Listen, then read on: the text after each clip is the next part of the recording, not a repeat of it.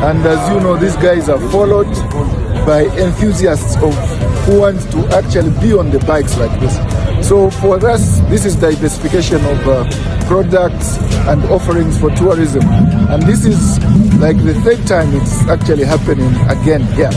But for starting off from Lusaka, this is the first of its kind. And we look forward to be entertained, to ensure that everybody that is along the way, they'll be lining up, waiting for them.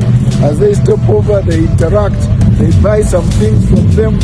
This is how the economy is going to actually blossom here in Zambia.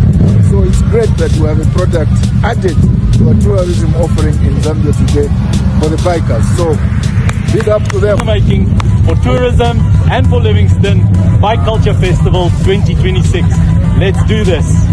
All the way from different countries, 18 countries, coming here just to celebrate, connecting and celebrating life on motorcycles.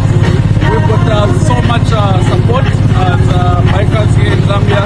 The government has been very supportive from different ministries, our partner ministry, tourism, as well as transport ministry. We have been holding our hands from day one to make this a huge success, and would like to actually make this a big statement for Africa and make sure.